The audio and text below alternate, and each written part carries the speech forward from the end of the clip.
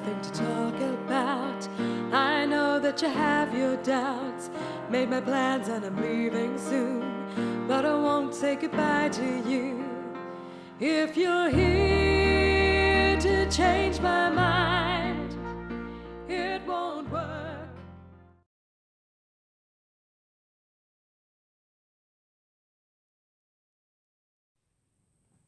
Hi guys, my name is Eve Williams and I'm many things. I'm a friend, I'm an aunt, I'm a daughter. If you Google me, I'm a singer and songwriter. But what I'd like to talk to you about today is being a chronic illness patient and being a small business owner. Just in case you're interested in doing the same thing, because when I tried to do it, there wasn't a lot of advice and support out there. So I'd like to tell my story in case it helps anybody else. So I have had type 1 diabetes since I was 4 years old, and at about 14, I remember I would come home from school just wiped out, really tired, and then I started falling asleep in class, and my teachers used to do comical impressions of me going. I think they thought I was a teenager and I was just partying really hard, which wasn't really the truth. Around that time, I had this most horrendous pain develop in my neck, and the pain was so severe that in order to lift my head in the morning when I woke up, I had to use my hands to lift my head. Really severe. And then it spread into my ankles. So it took me about 8 years to get a referral to a rheumatologist, and they referred me with a condition called ankylosing spondylitis, and another 8 years later they decided what I actually had was rheumatoid arthritis. So I now have rheumatoid arthritis that affects about 30 joints in my body, and also my neck is fused from the base of my skull to my C4 vertebrae. But it really had a bad effect on me that when I was a teenager, when I was very young, people didn't believe me when I was telling them that I thought something was wrong. My GP didn't believe me, my paediatrician in the diabetic clinic didn't believe me, my family believed me, my friends believed me, but there wasn't an awful lot they could do. So when I became an adult, I changed my GP and from then was sent to rheumatology, and I'll do another video on that. That was a mammoth journey and not always a positive one. So whilst all this was going on, I did well in my exams at school. I went to university. I got a degree and then a master's degree, and I have 2 master's degrees. And I started in the working world. Now, those of you out there who also have chronic illnesses will know that the working world can be a harsh place. It so happened I was working in disability charities, but sometimes the caring professions can actually be quite uncaring. So I remember in the first job that I was in, I had 20 weeks of sick leave in 1 year, which was horrendous, but it was because I couldn't walk. My knees were very swollen. The doctor kept signing me off, and I remember going back into work, and there was a discussion in work about who was part-time and who was full-time, and someone looked at me and said, well, some of us are more part-time than others. So there was sort of the belief that I was just wanting to spend time off. Then I was very fortunate to find a job working with adults with acquired brain injuries. But what sadly happened to me in that organisation, which was the manager, who happened to be my father, died suddenly.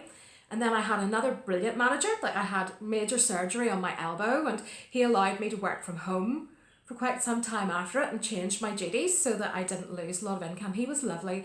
And one morning as I was going into work, I got a phone call to say that he too had died suddenly in the night. So the girl who replaced him was not sympathetic to my conditions at all. She did things like, she asked me was I claiming DLA, which actually was none of her business. She didn't have a right to know that. And I unfortunately said no, because at the time I was on a good income, didn't think I needed to claim it. That was foolish, because I could have used the blue badge and various other services that come with it. So she would ask me personal questions. I had a really personal hospital appointment one day, quite personal procedure, and she asked me how this procedure had gone in front of a whole room full of people, which really embarrassed me. And she took away the reasonable adjustments that had been put in place in order to help me to work, because she didn't believe that I was really disabled because I wasn't claiming DLA. Now, what constitutes a disability under UK law is a condition that has an adverse impact on your ability to carry out day-to-day tasks that's lasted for 12 months or more. So under the terms of the law, I was covered because my arthritis had progressed to the point where it impacted my day-to-day life. And type 1 diabetes is automatically covered because without insulin you would die, and they kind of take it, what would you be like if you weren't on medication? So quite naturally, I sued. And this was a bit complicated because my mother was on the management committee of the organisation, so in essence I sued my own mother. But she was happy to be sued. She told me to go ahead. She felt I'd been treated badly, so this is what I did. So, sued those people, moved on to another job. One day I had to have an intramuscular injection of steroids, not good for the diabetes, and the doctor said, well, take the rest of the week off. So I phoned into work, my line manager wasn't there, and I got a colleague. And the colleague said to me, but you will be back in on Friday, Eve. I mean, if you're not here, your project doesn't run. We were talking about this the other day. So I naturally asked, who was talking about my medical conditions in my absence and in what context? So although in this organisation I was being given time off for hospital appointments and they were following the letter of the law, they were clearly talking about me behind my back, and I was made to feel like I was really difficult. So what I decided that I would do was become self-employed. Now, I did have a period of years in between where my condition had got so severe that I was using a wheelchair. I was in huge amounts of pain. I just couldn't have worked, and I claimed ESA. And in the end, I moved from Northern Ireland to Bath for treatment at the Royal National Hospital for Rheumatic Diseases. They got me onto drugs there that I wasn't being prescribed here, and I had a great response to those drugs for about 3 years. And my health really improved. But that's another story and another journey, and I'll maybe talk about that in another video. Anyway, arrive back in Northern Ireland on these great drugs and think, I want to work. I want to get back into the workforce. I want to have connection with other people. I don't just want to be in the house. I'd just done a master's in commercial music. Nobody wanted to hire me. I couldn't get back into my old field at all. I had about 30 job interviews and I got some quite positive feedback from those interviews, but I never got a job. I decided I was going to find someone who would appreciate my talents and skills and work for that person, and that person was me. So I signed a music publishing deal at the unheard of age of 37, and I also run a music teaching practice. And I used to be a manager and a project manager, and I'm earning now more than I did then.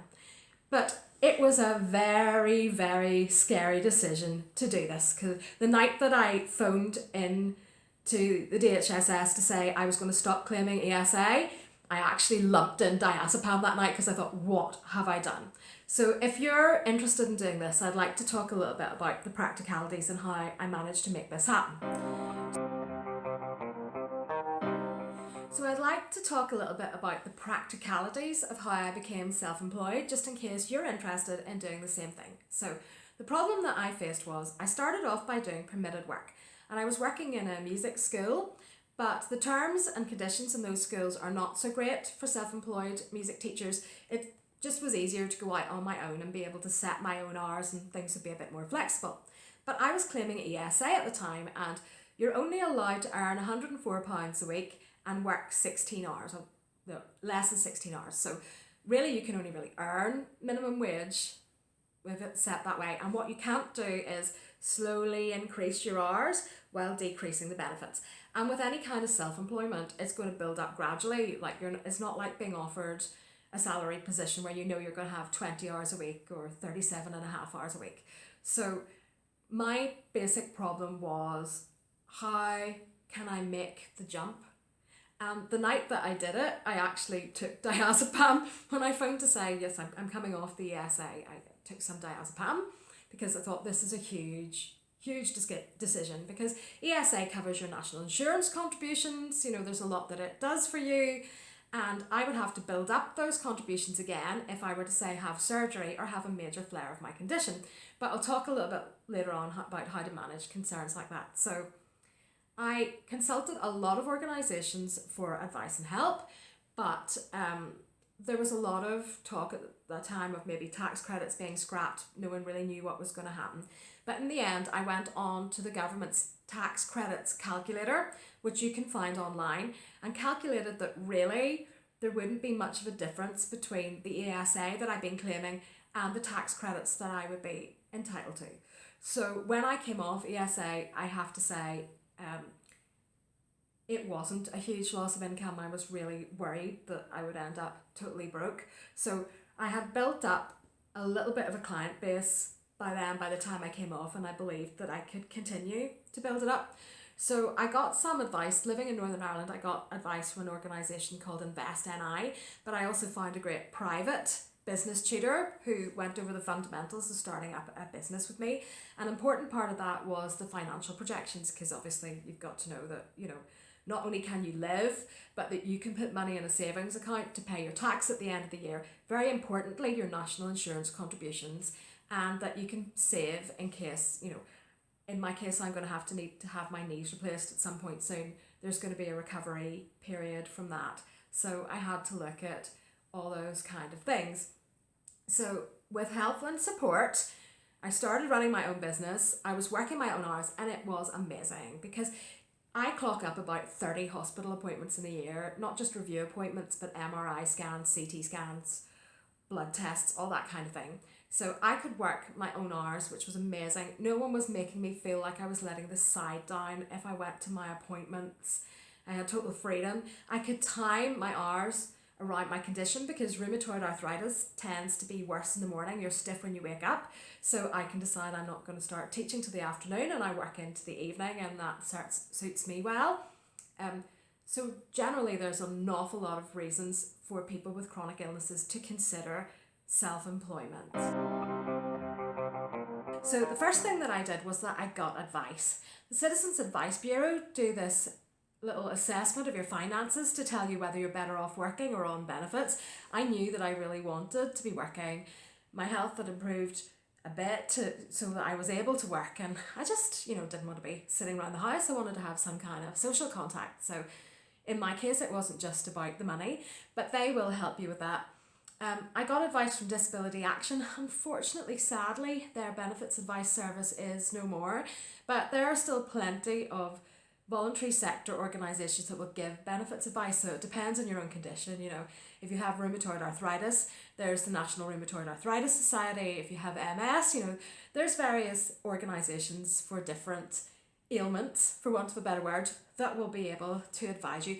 AgeNI actually gave me some great advice because my mother is getting a bit older and I'm looking after her, so they were also very helpful. Then I went to InvestNI. So if you're not based in Northern Ireland, if you're based in another part of the world, they are people who help you to do business planning, and that's really the thing to do. Get someone who can help and advise you on business planning, and start putting together a plan that includes financial projections, because that's really important. You need to know whether or not realistically you're going to be able to live from this business that you're setting up. So had a plan in place, and then it was just a point of doing it. But it took a long time to build up, like definitely a couple of years before I had enough clients where I was making a comfortable living. And that's something that you have to be prepared for, that you don't just sort of set out your stall and you're making a fortune the next week. That just doesn't realistically happen. So you have to have some kind of backup plan. So if you've got some savings, that's great. You can also claim tax credits. So let me just be vulgar here and talk money. My ESA, I was in the support group on ESA, so that was about £432 a month. At the highest point when I really had a low income, I was claiming £444 a month in tax credits, and that obviously allowed me to work. But it does what the ESA doesn't, in that your tax credits can come down as your income goes up, so it realistically keeps you in work. It's something to think about. And so then I had some concerns as I started working about what was going to happen if I took ill again. And I sort of think that you can't live like that. Obviously, I'm ill, my conditions impact me every day, but what would happen if I had a really massive flare, or when I need to have surgery? I've had quite a bit of surgery in the past, and I'm going to need a fair bit in the future. So the one thing that I did that I think everyone should do, this is really important, is make voluntary national insurance contributions every year when you do your tax return. If you're asked to pay your national insurance contributions at that point, and if you haven't earned above a certain point, you don't have to pay them, but pay them anyway, because you need to have that insurance there to know that you're going to be covered if anything happens. So I wanted to talk a little bit about the difference between active and passive income.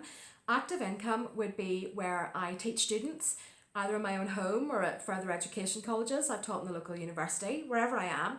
Clearly, if I was sick and I wasn't there, those classes wouldn't happen and I wouldn't be being paid. So while I love doing them and I love that interaction with people, I also have to have some passive income. And in my case, that comes through two areas. It comes through royalties, which is when I write songs and they're used on TV or they're played on the radio, or when other people sing them or when I sing them myself. I get paid royalties per use of the song, and those are paid to me quarterly. So I write the song, and there is a lot of work involved in writing and recording the song to a releasable standard. But once that's done, they're out there and they keep making me money, and that gets paid every quarter. And that's something that makes me feel a little bit more secure financially and shored up against any surgery or I might have to have, or any illness that comes my way. Then I also make passive income from Udemy.